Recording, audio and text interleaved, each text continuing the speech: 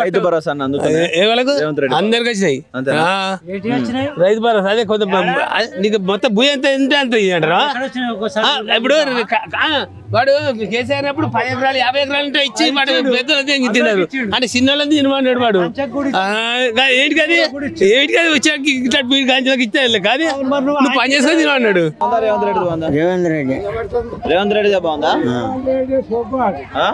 Revanth Reddy super हमको पूरा पैसा दे रहे, अभी 4,000 वो अभी पेंशन बढ़ रहा है, अभी ये महीने में दे रहे, अभी काम करने के लिए सबको आदमी आ रहे, गरीब वाला के लिए मैं बात किया रेवंत रेड्डी 4,000 दे रहे जनवरी मार्च में दे रहे, अभी बारिश के चावल दे रहे. అంటే అంత ముందు కేసీఆర్ పాలన బాగుందా రేవంత్ రెడ్డి పాలన? रेवंत रेड्डी अच्छा है. కేసీఆర్ బాగాలేదా? బాగలేదు. ఎందుకు మాకు మోసం చేసిండు.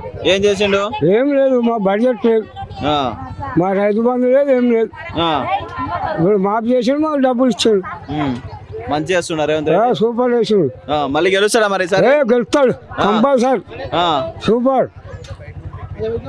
జై కాంగ్రెస్. అంతేనా? నీ కాంగ్రెస్ లో బాగా ఇష్టమైన నాయకులు ఎవరు? అవపడతలేదా? అవపడుతుంది అందుకే. నీకు బాగా ఇష్టమైన నాయకుడు? నాకు రేవంత్ రెడ్డి ఇష్టం. సోనియా గాంధీ ఇష్టమే. మన ఇందిరమ్మ కూడా ఇష్టమే. రాజశేఖర్ రెడ్డి అంత ఫెయిల్ అయిపోయారు. రేవంత్ రెడ్డి మంచోడు అంట. ఓకే సుమన్ నాయక్. మీరెవరు మాట్లాడదు? ఒక్కరు మాట్లాడదు అంటే సైలెంట్ అంటే. మీ పేరు? సుమన్ నాయక్. ఏం చేస్తుంటారు? జనగాం జిల్లా ఎస్టీసీఎల్ ప్రెసిడెంట్. జనగాం జిల్లా ఎస్టీసీఎల్ ప్రెసిడెంట్. ఎలా అనిపిస్తుంది అన్న కాంగ్రెస్ పాలన? బాగుందన్న. గత 10 సంవత్సరాల్లో అప్పుల పాలు చేసినా కూడా మనకు ఉన్న 1 సంవత్సరంలో మనకు 50,000 ఉద్యోగాలు కానీ, 2 లక్షల రుణమాఫీ కానీ, రైతు బంధు కానీ, మంచి స్కీమ్, ఉచిత కరెంటు కానీ, మనకు గ్యాస్ కానీ మంచిగా చేస్తున్నాడా? అంటే అప్పుడు కేసీఆర్ పాలన బాగుందని కొంతమంది అంటున్నారు, దానిపై మీ అభిప్రాయం ఏందన్నా? అన్న గత 10 సంవత్సరాలు వాళ్ళు మంచి చేస్తే గెలిచేటోళ్ళు కానా?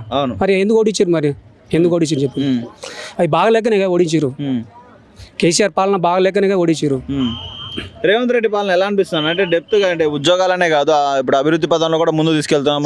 దావోస్ లో కూడా 1,75,000 కోట్లు తీసుకొచ్చాడు. ఎలా అనిపిస్తుంది మీకు? బాగుందన్న. ఎడ్యుకేషన్ కానీ, హెల్త్ కానీ, అగ్రికల్చర్ కానీ, అన్ని రంగాల్లో అభివృద్ధి, ఇంకోటి ఫ్యూచర్ సిటీ కానీ, అన్ని రంగాల్లో అభివృద్ధి చెందడానికి అనుకూలంగా ఉంది. ప్రజలు ఏమనుకుంటున్నారన్న గ్రౌండ్ లెవెల్లో? బాగానే ఉందన్న. 100%. అంటే పథకాలను అందుతున్నాయన్నా? సంక్షేమ పథకాలు కొంచెం ఇంకా ముందు కొంచెం టైం తీసుకుంటాను. నమ్మకం ఉందా మరి రేవంత్ రెడ్డి గారి మీద? ఇంకా 1.5 yearలో మనం సక్సెస్ అవుతారు.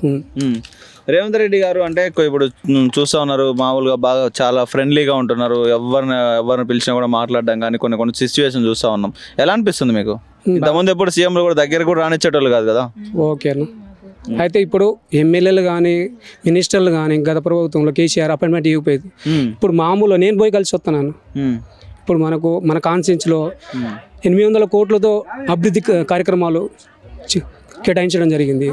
అందులో మనకి ఇక్కడ ఇంటర్నేషనల్ స్కూల్ 200 కోట్లు, మళ్ళీ గన్పూర్ నుంచి మల్లన్గండి వరకు 15 కోట్లతోటి బీటీ రోడ్డు, దాదాపు 800 కోట్లతో మన కాన్స్టిట్యూన్సీకి అభివృద్ధి కేటాయించడం మాకు సంతోషం అనిపిస్తుంది.